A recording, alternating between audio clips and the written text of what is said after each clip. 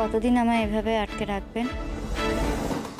নির্বাচন পর্ব তো শেষ হয়ে গেল, কর্পোরেশন এবার কাজও শুরু করে দেবে।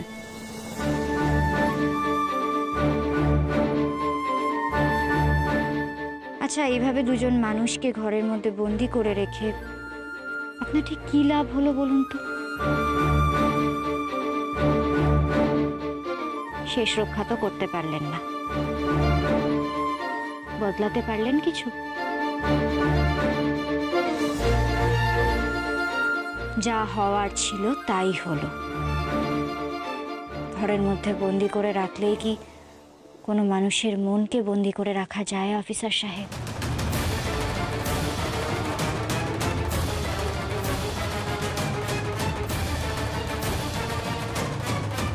উঠে এসো।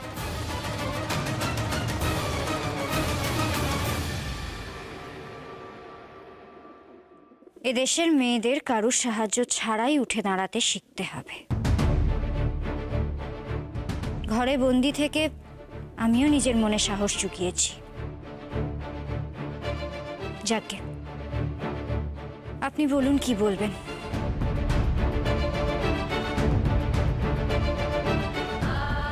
বানি, বিয়ের পর এত কিছুর পরেও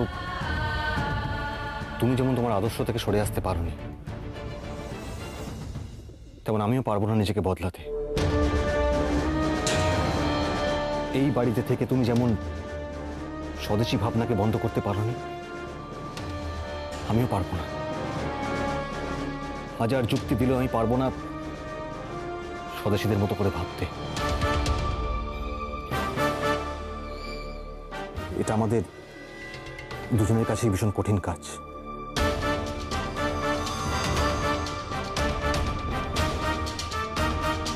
বুঝেছেন? তবে আমার মনে হয় আপনার এটাও বোঝা উচিত যে আমায় আটকে রেখে আর কোনো লাভ হবে না। আমি জানি বানি, জানি। আমি বিয়ের পর থেকে আমার প্রত্যেকটা সিদ্ধান্ত তোমার উপর চাপিয়ে দিয়ে সব থেকে বেশি কষ্ট আমি নিজেকে দিয়েছি। কেন জানো?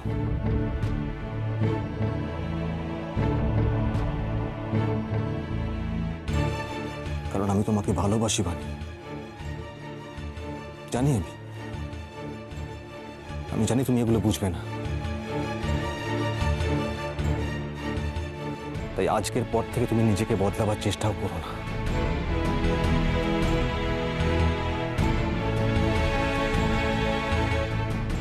তোমার যদি মনে হয়ে থাকে তুমি পড়াশোনা করবে তবে করো, কিন্তু দয়া করে সেটা লুকিয়ে করো, কারণ মা জানতে পারলে ভীষণ রাগারাগি করবেন। বানি, যদি সম্ভব হয় তাহলে তুমি চেষ্টা করো যে পড়াশোনা বাদ দিয়ে যেগুলো আমি পছন্দ করি না সেগুলো থেকে দূরে থাকার। মানে আমি যদি কিছুটা পথ এগোই তাহলে তোমাকেও এগোতে হবে, বলো, তাই না? তবেই তো একটা পথ মসৃণ হয়।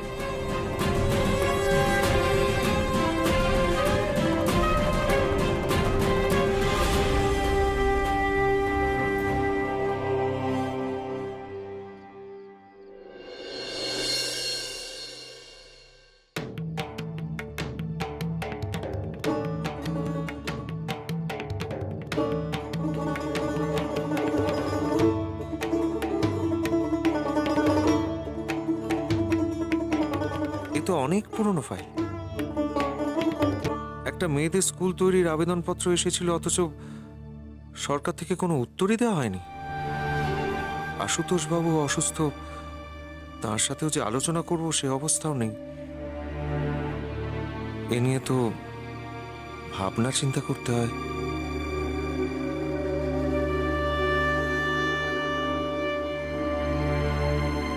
আসবো? এসো এসো সুভাষ। কটা বাজে সে খেয়াল আছে? আপনি এখনো কাজ করছেন? আরে আপনি বাড়ি না গেলে তো আপনার দপ্তরের পিয়নও বাড়ি যেতে পারবে না। আর কাকিমা ওদিকে আপনার জন্য পথ চেয়ে বসে আছেন। সুভাষ, আমার বাড়ির লোক থেকে শুরু করে পিয়ন সবার খেয়াল রাখছো, নাকি এই কথাটা বলে আমাকে ছুটি দিতে চাইছো কাকাবাবুর শরীর খারাপ বলে? আগে ধরা যখন পড়েই গেছি তখন স্বীকার করে নেওয়াই ভালো। দুটোই সত্যি। দুধে উকিলদের চোখকে ফাঁকি দেওয়া খুব মুশকিল। এ আমি ছোটবেলা থেকে দেখছি, বাবা, মেজদাদা আর এই আপনি।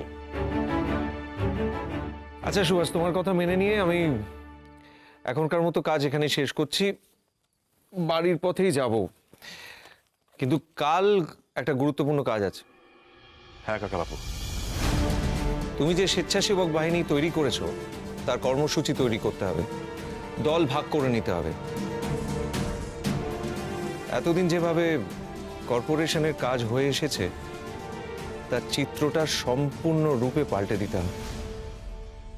সুভাষ, মনে রাখতে হবে শুধুমাত্র বদলানোর জন্য বদল নয়, মানুষের যেন সত্যি সত্যি উপকার হয়। আপনার কথাগুলো মাথায় রাখবো আর সেই মতো চলার চেষ্টা করব, কথা দিলাম।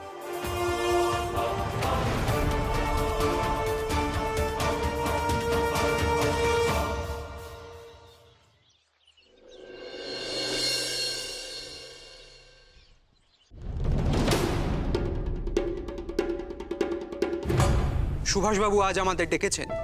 হ্যাঁ, উনি আজ আমাদের কর্মসূচির ব্যাপারে বোঝাবেন, আর সেই মতো আমাদের প্রত্যেককে কাজ করতে হবে। নিশ্চয়ই নিশ্চয়ই। নিশ্চয়ই করব।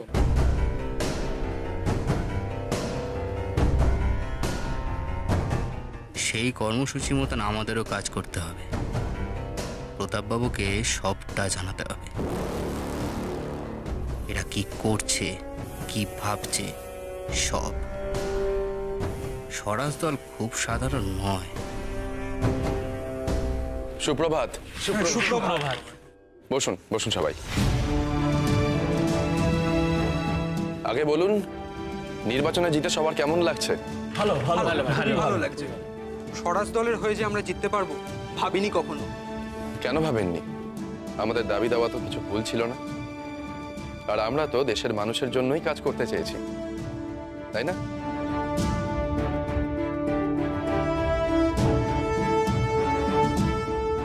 আজ আপনাদের সবাইকে এখানে কেন ডেকেছে নিশ্চয়ই জানেন। সুষ্ঠুভাবে কাজ শুরু করতে হলে আমাদের অনেকগুলো কর্মসূচি গ্রহণ করতে হবে, আর আমাদের স্বেচ্ছাসেবক দলের ওপরই এর গুরু দায়িত্ব বলতে পারেন। হ্যাঁ সুভাষবাবু, আমরা সকলেই তৈরি। সবার আগে শহরের আনাচে কানাচে সবাইকে ছড়িয়ে পড়তে হবে, আর সেইখান থেকে খবর জোগাড় করে আনতে হবে। আপনারা চারিদিকে ছড়িয়ে পড়ে মানুষের কাছাকাছি পৌঁছে মানুষের থেকে সমস্যার খবর নিয়ে আসবেন, যাতে আমরা সেগুলো সমাধান করতে পারি। কিন্তু আমাদের সকলের পক্ষে তো কাজের চাপে এটা সম্ভব নাও হতে পারে। সেক্ষেত্রে এটা আমিও ভেবে দেখেছি। রোজ সকালে সবাই নিয়ম করে নিজেদের এলাকায় পরিদর্শনে যাবেন। সব জায়গায় একটা করে ডাক বাক্স থাকবে। মানুষ তাদের এলাকার সমস্যার কথা চিঠিতে লিখে সেখানে জানাবেন। রোজ সকাল 10টার মধ্যে সেই ডাক বাক্সগুলো খালি করতে হবে, আর আগের দিন যেই চিঠিগুলো জমা পড়বে আমরা সেই সমস্যাগুলো নিয়ে কাজ করব আর সেগুলো সমাধান করব।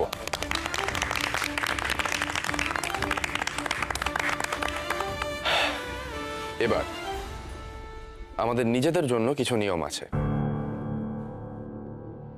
এবার থেকে সব সদস্যরা খাদির পোশাক পরে কর্পোরেশনে আসবে।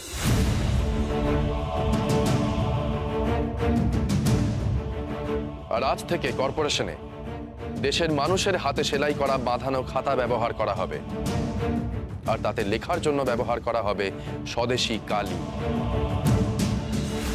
আমাদের দেশের মানুষরাই সেগুলো তৈরি করবেন, আর কর্পোরেশন সেগুলো ন্যায্য দামে কিনবে।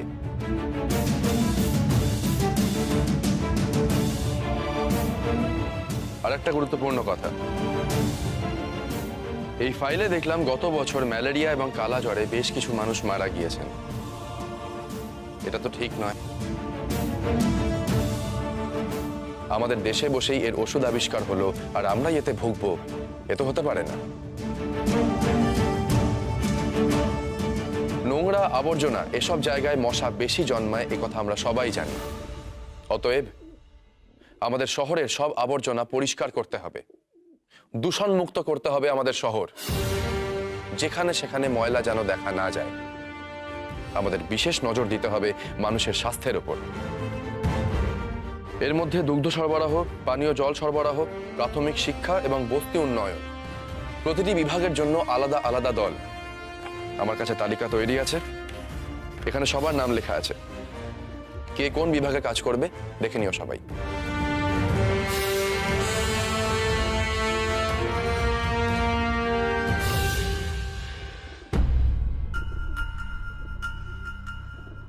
আমার একমাত্র কাজ পুলিশের কাছে এই স্বেচ্ছাসেবক বাহিনীর সমস্ত কর্মসূচি পরিষ্কার করে দেওয়া।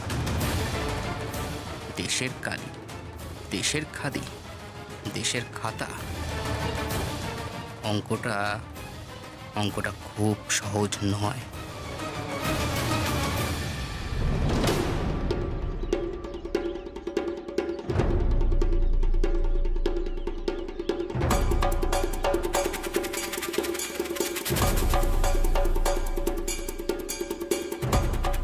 রতিন, হ্যাঁ স্যার। বলো কি খবর এনেছো? খবর ভালো না স্যার, চোখের উপরে সব স্বদেশীরা ঘোরাঘুরি করছে।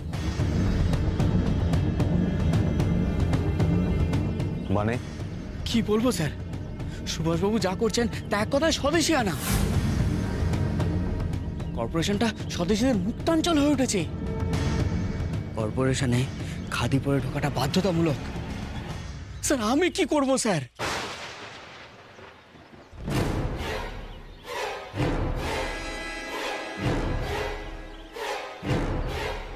রতিন,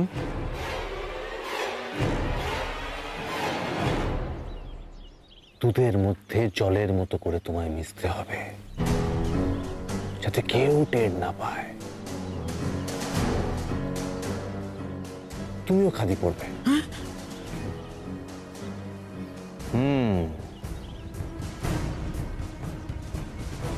বাকিটা তুমি আমার উপর ছেড়ে দাও। এবার বলো আর কি খবর আছে?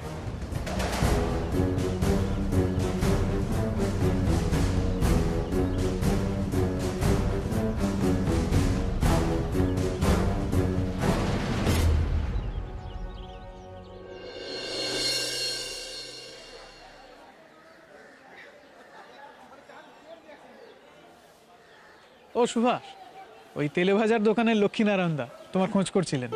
কেন, এতদিন যাইনি বলে? সত্যি এত কাজের মধ্যেও বিকেলগুলো কেমন ফাঁকা ফাঁকা লাগছিল।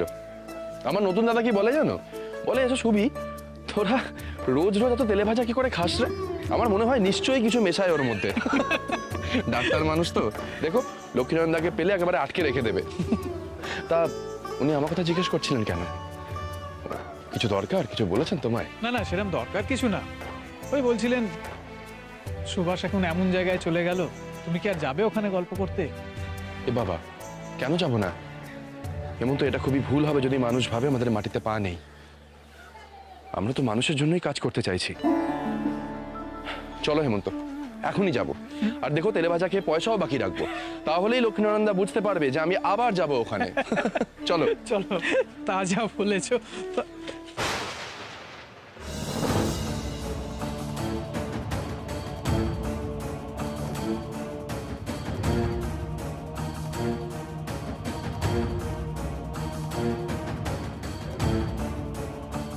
এ কি করছেন আপনি? এটা তো ময়লা ফেলার জায়গা নয়। এখানে কেন ময়লা ফেলছেন? এইভাবে যেখানে সেখানে ময়লা ফেললে তো রোগ জীবাণু ছড়াবে। নিজেদের অসুস্থতা নিজেরা ডেকে আনবেন না। আপনার যদি ময়লা ফেলার নির্দিষ্ট জায়গা অবধি হেঁটে যেতে অসুবিধা হয় তাহলে আমাকে দিন, আমি ফেলে দিয়ে আসছি। দিন। ওই দেখো সুভাষবাবু। কি হলো? সুভাষবাবু, সুভাষবাবু।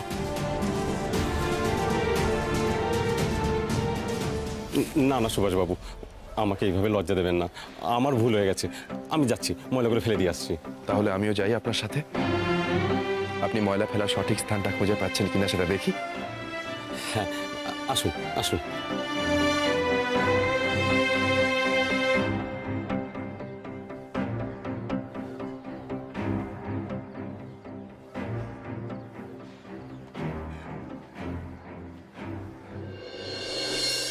এ বাবা, সুভাষ, ময়লা তো ডাস্টবিন উপচে রাস্তায় চলে এসেছে। অগত্যা মানুষজন সব ময়লা মারিয়েই চলে যাচ্ছে। এখানে তো মাফ করবেন, মানুষ তখনই ঠিকভাবে কাজ করতে পারবে যখন কর্পোরেশন ঠিকঠাক পরিষেবা দেবে। এটা আপনার দোষ নয়, আমাদেরই ভুল। এবার থেকে রোজ সকালে একটা নির্দিষ্ট সময় বাড়িতে ময়লা নেওয়ার জন্য লোক যাবে। বাড়ির যাবতীয় আবর্জনা আপনারা তার কাছেই জমা করবেন। আর সময় পেরিয়ে যাওয়ার পর যদি কিছু ফেলার থাকে তাহলে দয়া করে সেটা ময়লা ফেলার নির্দিষ্ট স্থানেই ফেলবেন, যেখানে সেখানে ফেলবেন না। খুব ভালো হয়। আসলে আমাদের কোনো উপায় না থাকায় এখানে আবর্জনাগুলো ফেলতাম। শুধু বাড়ির ময়লা দূর করলেই তো পরিষ্কার থাকা যায় না। বাড়িটা যেমন আপনার, তেমনি এই পরিবেশ, সমাজ, গোটা দেশটাই তো আপনার। আর এই দেশটাকে পরিষ্কার রাখার দায়িত্ব আপনাদের, আর আপনাদেরকে সব রকম ভাবে সাহায্য করার দায়িত্ব আমার। নিশ্চয়ই নিশ্চয়ই আমরা আপনাকে সাহায্য করব।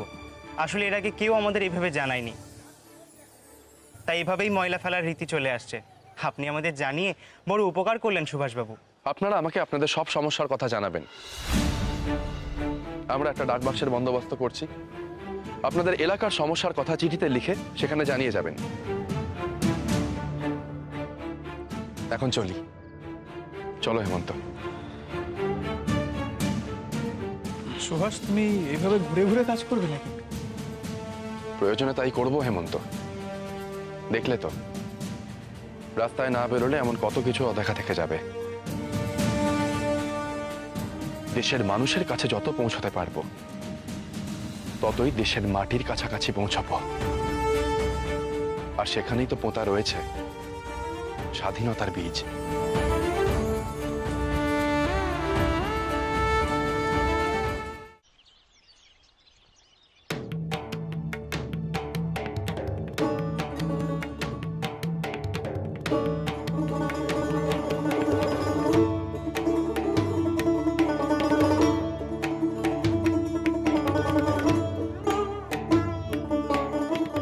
ছোট দাদা, আজ এত সকাল সকাল ঘুম থেকে উঠে পড়েছ? আমি তো ভাবলাম আজও যথারীতি আমি চা রেখে যাব আর তুমি ঘুমিয়েই থাকবে। নাও ধরো। আমি অনেকক্ষণ আগে উঠে গেছি মেজে বৌদিদি। খুব ভালো।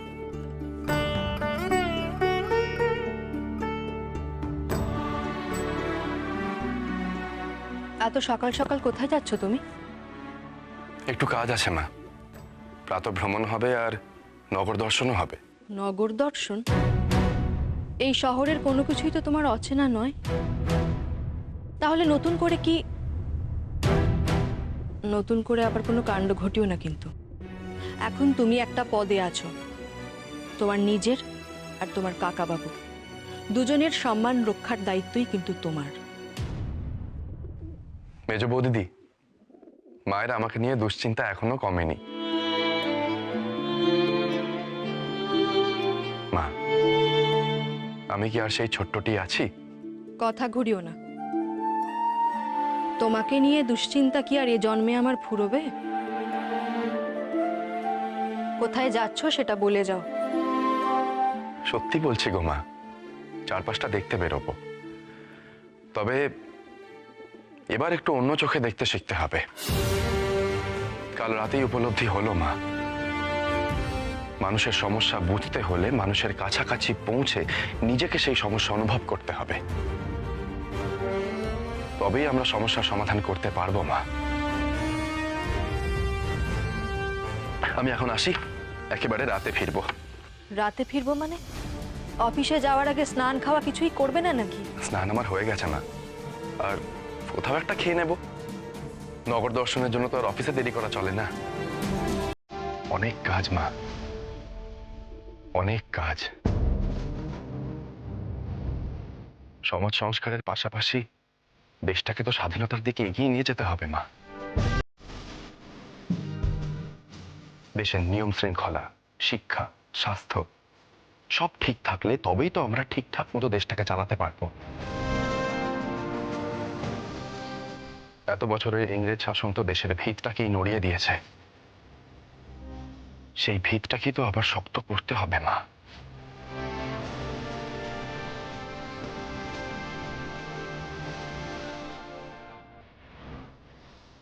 আসি মা।